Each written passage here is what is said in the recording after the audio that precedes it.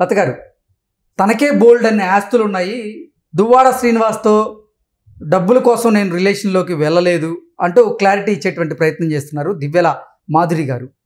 ఇంతకీ దివ్యల మాధురి గారికి ఎన్ని వందల కోట్లు ఉన్నాయి, ఆవిడ ఆస్తి విలువ ఎంత అంటే ఏం చెప్తారు? ఇప్పుడు మనం ఇక్కడ చూస్తే దువ్వాడ శ్రీనివాస్ గారు ఆయన వైసీపీ లీడర్గా ఉంటూ ఆయన ఎన్ని రకాల అక్రమాలు అంటే జగన్ దోచిన దాంట్లో వీళ్ళు తలా కాస్త పాపం అనేది ఉంటుంది కాబట్టి వీళ్ళందరూ కూడా పంచుకున్నారు కదా. సో అక్కడికి వచ్చిన నిధుల్లో కానివ్వండి, ఈయన వెనకేసుకున్న సొమ్ములే కానివ్వండి, సో ఈయన 2 సంవత్సరాలుగా కుటుంబ తగాదాలతో ఉంటూ ఆయన పక్కకు వేరే ఇల్లు తీసుకొని వేరే ఇల్లు కట్టుకొని ఆ ఇంట్లో ఆయన ఉంటూ అంటే ఆయనకి ఏంటంటే రాజకీయం బిఫోరు రాజకీయం చేసేది ఈ టైంలోనే. ఇది చూసుకుంటే బిఫోర్ ఉన్న ఆస్తుల వరకే పెళ్ళాంకి తెలిసినటివి. సో ఈయన రాజకీయంలో సంపాదించింది అంటే కరప్షన్ చేసింది సంపాదన అంతా కూడా. ఎగ్జాక్ట్లీ. అంటే అసలు దువ్వాడ శ్రీనివాస్ గారు జగన్మోహన్ రెడ్డి పాలనలో అంటే ఈ 5 ఏళ్ల పాలనలో కొన్ని వందల కోట్ల రూపాయలు ఆయన సంపాదించారని, అయితే తాను సంపాదించిన ఆస్తిలో కొంతమేరకు దివ్యల మాధురి గారి పేరు మీద పెట్టినట్లుగా, అంటే దువ్వాడ శ్రీనివాస్కి దివ్యల మాధురి బినామీగా ఉన్నట్లుగా కొన్ని వార్తలు అయితే వస్తూ ఉన్నాయి. ఏంటి అసలు ఇంతకీ దివ్యల మాధురి ఆస్తుల విలువ ఎంత అంటే ఏం చెప్తారు? దగ్గర 200 నుంచి 300 కోట్ల మధ్యలో ఆవిడ మీద బినామీగా కానివ్వండి ఆవిడ మీద పెట్టడం జరిగింది. సో ఏంటంటే ఇక్కడ ఆయన ఈ 5 ఏళ్ల పరిపాలనలో జగన్మోహన్ రెడ్డి వీళ్ళు దోచుకున్న సొమ్మంతా కూడా ఆవిడని బినామీగా పెట్టడం కానివ్వండి, ఈ రకంగా వాళ్ళు దోచుకున్న సొమ్మునంతా కూడా ఆవిడ మీద దాచడం జరిగింది. ఆవిడ అంటుంది నేను పుట్టుకతోనే కోటీశ్వరరాలు అన్న రకంగా మాట్లాడుతుంది. సరే నీ అన్ని కోట్లున్నా కూడా నీ మెయింటెనెన్స్ అనేది నువ్వు సంపాదన అనేది అంటే ఎవరైనా ఒక మనిషి అన్నాక పని చేస్తూ నేను చేయటం అనేది సహజం.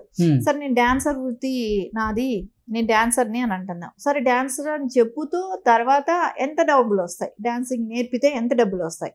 సరే నువ్వు నేర్పుతున్నాను, నేను చాలా మంది పేదవాళ్ళని అందరినీ నా ఖర్చులు పెట్టి నేను వాళ్ళని తీసుకెళ్ళాను, టెంపుల్స్లో ప్రోగ్రామ్స్ ఇప్పించాను అది అని చెప్తుంది.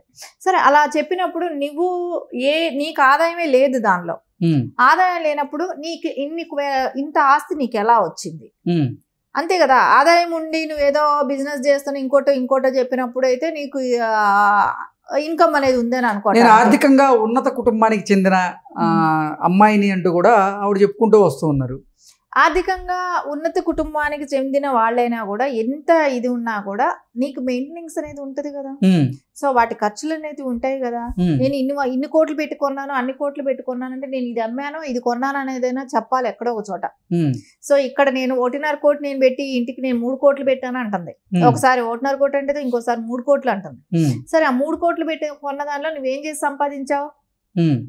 ఆయనకి నువ్వు హెల్ప్ చేశానా అని అంటున్నావు. నువ్వు ఏ ఆస్తి అమ్మేసి నువ్వు ఆయనకి హెల్ప్ చేసావు? సరే నువ్వు ఏం బిజినెస్ చేసి ఆయనకి హెల్ప్ చేసావు అనేది చెప్పాల్సిన అవసరం ఉంటుంది కదా. సో ఎలా వచ్చేస్తుంది? గాలికి వచ్చేస్తుంది ఆ డబ్బు ఏమైనా 3 కోట్లు ఎలా చేసి సంపాదించామనేది కూడా చెప్పాలి. సో అప్పుడు నువ్వు ఇచ్చిన దానికి ఆయనకి ఇచ్చిన దానికి ఇప్పుడు ఒక 3 కోట్ల డబ్బు అని అంటే ట్రాన్సాక్షన్స్ ఉంటాయి. ఎలా ఎక్కడి నుంచి తీసావు, ఎట్లా సంపాదించావు, ఎలా ఇచ్చావు అనేది ఒక లెక్క ఉంటుంది. సరే అది ఏది కూడా కనపడటం లేదు కదా. నీకు అంత కరెక్ట్ గా ఉంటే నువ్వు అది కూడా బయట పెట్టేవాళ్ళే. సో అది ఎక్కడ కూడా కనపడటం లేదు. సరే నేను ఉన్నతమైన కుటుంబంలో పుట్టిందాన్ని, నేను అలా పుట్టిందాన్ని ఇలా కుటుంబం అంటే నీ కుటుంబ సభ్యులందరూ కూడా తీసుకొచ్చి చెప్పు, ఈరోజు మా అమ్మాయికి మేము ఇంత ఆస్తి ఇచ్చాము, అంతే కదా, మా అమ్మాయికి ఇంత ఆస్తి ఇచ్చాము, ఆయనది ఏమీ లేదు అని చెప్పొచ్చు కదా. అక్కడ ఇంకొకసారి వాళ్ళ మదర్ స్టేట్మెంట్ ఇస్తున్నారు అక్కడ. ఎవరు? దువ్వాడ శ్రీనివాస్ గారి తల్లి కూడా చెప్తున్నారు, నా కొడుకుకి చాలా ఆస్తులు ఉన్నాయి, మేము అదంతా వాళ్ళకి వదిలేసాయి అని చెప్తున్నాను, నువ్వు వద్దు నువ్వు ఆస్తులన్నీ ఇచ్చేసాయి అని చెప్తున్నావు అని కూడా ఆవిడ ఒక స్టేట్మెంట్ ఇస్తున్నారు. అంటే ఈయనకి అన్ని ఆస్తులు ఉంటే వాళ్ళకి వదిలేసాయి అని చెప్తున్నప్పుడు ఈవిడికి ఎంత వదిలేశాడు మాధురికి? ఓకే, మనకి ఇక్కడ స్పష్టంగా కనపడుతుంది కదా. ఆవిడేం చెప్తుంది, మా నాన్న అంటే మీరు చెప్తున్న దాని ప్రకారంగా జగన్మోహన్ రెడ్డి ఈ 5 ఏళ్ల పాలనలో అధికారాన్ని అడ్డం పెట్టుకొని దువ్వాడ శ్రీనివాస్ గారు ఆయన సంపాదించినటువంటి సంపాదనలో 200 నుంచి 300 కోట్ల రూపాయలు ఇప్పుడు మాధురి గారి పేరు మీద పెట్టినట్లుగా, అది అంటే దువ్వాడ శ్రీనివాస్కి మాధురి గారు బినామీగా ఉన్నారు అంటూ చెప్తున్నారా? ఖచ్చితంగా ఇక్కడ ఏంటో తెలుసా, జగన్మోహన్ రెడ్డి ప్రభుత్వంలో ఒక్కొక్కళ్ళు ఒక్కొక్క రకంగా దోచుకు తిన్నారు. సరే, అది ఒక్కొక్కళ్ళు ఒక్కొక్క రకంగా వినియోగించారు. ఈయన ఇక్కడ వినియోగించింది ఏంటంటే మాధురిని అనే ఆవిడ్ని ఆయన సహజీవనం చేయటానికి ఉపయోగించుకున్నాడు. సహజీవనం అంటున్నారు, మాధురి గారేమో అడల్టరీ అంటున్నారు. అంటే సహజీవనానికి అడల్టరీకి చాలా వ్యత్యాసం ఉంది అంటూ కూడా ఆవిడ బల్లగుద్ది చెప్తూ ఉన్నారు. ఇంతకీ ఏంటి అసలు? ఎందుకంటే కొంతమంది వాళ్ళకి ఓపెన్ గా ఉండి మాట్లాడటానికి వాళ్ళకి సిగ్గు అనిపించకపోవచ్చేమో కానీ మాలాంటి వాళ్ళకి దాని గురించి డిస్కస్ చేయటానికి కూడా అసహ్యంగా అనిపిస్తుంది.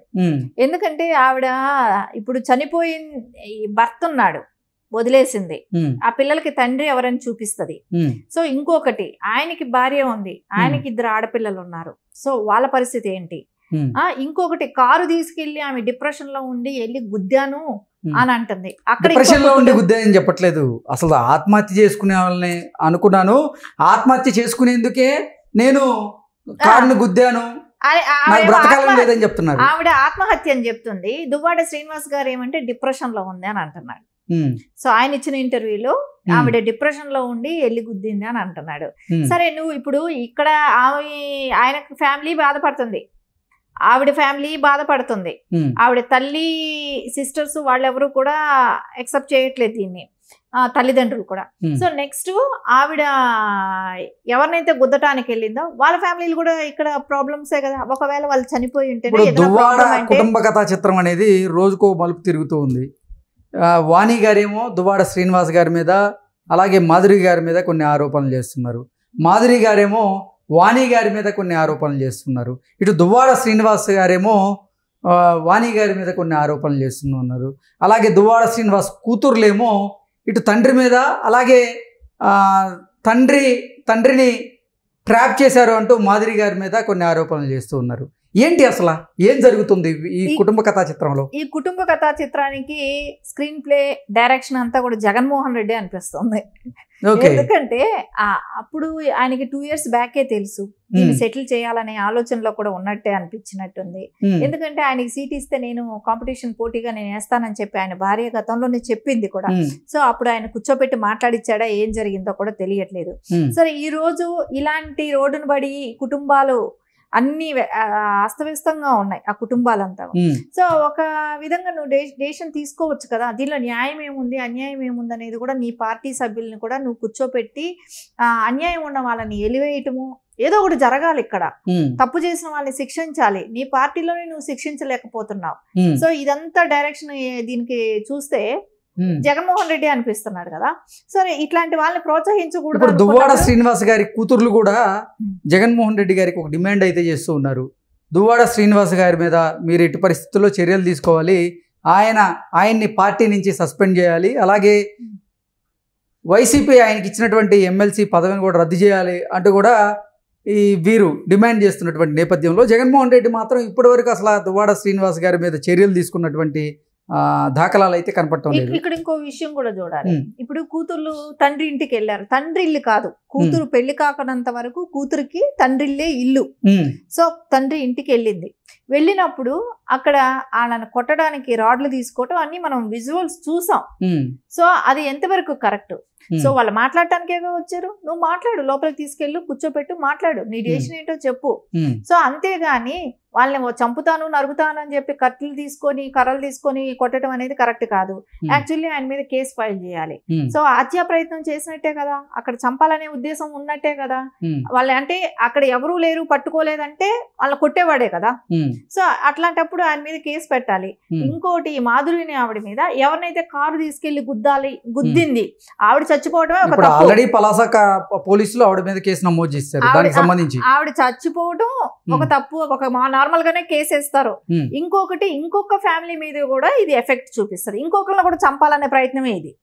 సో ఆవిడ చావటమే కాదు, ఆవిడతో పాటు ఇంకో కొన్ని కుటుంబాలను కూడా చంపాలనే. శ్రీనివాస్ గారు మాధురి గారికి ఇచ్చినటువంటి ఈ 200 నుంచి 300 కోట్లు కాకుండా ఇంకా మాధురి గారి పేరు మీద ఏమి లేవంటారా? అంటే మీరు ఇందాక చెప్పారు కదా, దువ్వాడ శ్రీనివాస్ గారికి ఈ మాధురి బినామీ, దువ్వాడ శ్రీనివాస్ గారు సంపాదించిన దాంట్లో 200 నుంచి 300 కోట్లు ఈవిడ పేరు మేము పెట్టారంటూ మీరు చెప్పినటువంటి నేపథ్యంలో ఇక ఆవిడ పేరు మీద అంటూ ఏం లేవా? అసలు దువ్వాడ శ్రీనివాస్ గారు ఇచ్చినవి కాకుండా ఇప్పుడు ఆవిడ మీద ఉన్నాయా లేవా అనే దానికన్నా కూడా ఇక్కడ నుంచి వెళ్ళిన అమౌంటే చాలా ఎక్కువ కనపడుతుంది మనకి. ఇక్కడ మ్యాజిక్ ఫిగరే ఇన్ని 100 కోట్లు కనపడుతున్నప్పుడు ఆవిడది ఫైనాన్షియల్ స్టేటస్ ఎంత అనేది మనకు తెలియట్లేదు, తెలుస్తుంది. అంత ఫైనాన్షియల్ స్టేటస్ ఉంటే ఆవిడ ఎమ్మెల్యేగా ఎప్పుడో పోటీ చేసేది. ఇన్ని 100 కోట్లు ఆవిడకు ఉంటే ఆవిడ ఏదో మహిళా లీడర్ గా అక్కడ ఉంది గాని ఆవిడకి అన్ని 100 కోట్లు గాని ఉంటే ఆవిడ అప్పుడే పోటీ చేసేది. దువ్వాడ శ్రీనివాస్ గారిని ఏ రోజో సైడ్ పెట్టేసేది.